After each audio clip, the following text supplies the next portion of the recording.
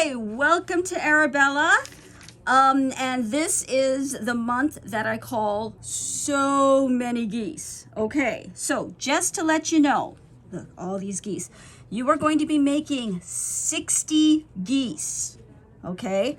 And as you see, I am doing them with the 4 at a time method. We're gonna go over it here, but I hope you've also watched the 4 at a time video. And I've tried to do it before, you know, done a little practice. I know we've had a few of them in the previous blocks, but let's go make some geese. Okay, you are going to have 5 different colors of geese. The nice thing is all the geese are done with the side corners fabric number 2. Fabric number 2, you are going to be cutting 60 of these, 63 1/8 inch squares, okay? You are going to have fabric number 3. You are going to have fabric number 4. You're going to have fabric number 5, fabric number 7, and fabric number 8. You are going to be cutting 5 1/2 inch squares, 3 5 1/2 inch squares for each color. Okay, so you're going to start with a 5 1/2 inch square, and on a diagonal you're going to place a 3 1/8 inch square and a 3 1/8 inch square. You're going to mark the middle. You are going to sew a seam on either side, and then you're going to cut down the middle. You're going to press this to make 2 of these units. On each of these units, you are going to place a 3 1/8 inch square. You're going to mark your middle, sew on either side, and you're going to cut that in half. That way you get 4 of these. Press that open. That's the base for your goose.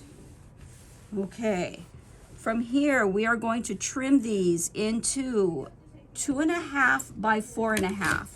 You can use your regular ruler, line up this point, 45 degrees, 2 1/4. You can see from the 2 1/4 to the 2 1/2, that's your seam allowance.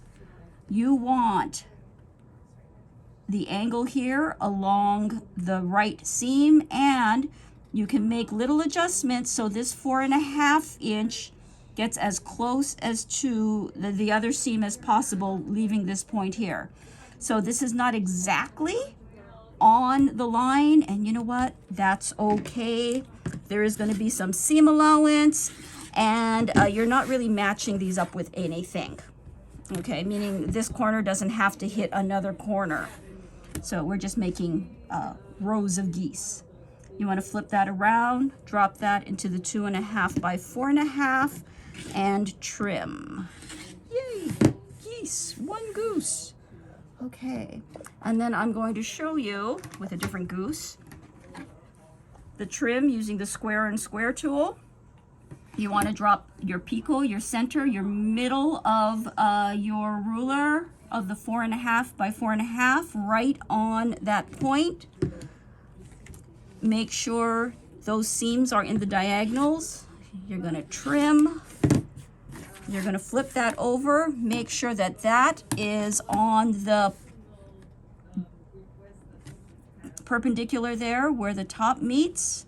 This aligns to your left, and the midline, those points touch the seam lines. That's how to line that all up. And square, and that's your 2.5 inch by 4.5 inch. Okay, so we're going to be making 60 of these total, because we are going to sew 5 of them together in this order. We have on the top number 5, then number 4. I slide these under so we lose the point there. Number 8. Yay. Number 7. And number 3. Oops, can I go a little higher up? There we go. Ta-da! So you'll be making 12 of these rows, okay? 12 times 5 is 60. Yay! I have sent you this first. On your instructions, you will see that you're adding a right side and a left side of piano keyboarders. I'm sending you the geese first because there's 60 of them. The next 2 months are going to be extremely light sewing. So you don't have to do all 60 geese, like furiously sewing this month, this month, this month. You have a couple of months to get your 60 flying geese and the next 2 very light sewing portions, okay, for our next border on the quilt. So no agonizing over the geese, just relax, do a few of them at a time, do some this month, some next month, put your rows together, and you'll see what I mean, that at the end of 3 months, we'll have our borders ready to go, okay? We will see you next month. Geese, yay, geese.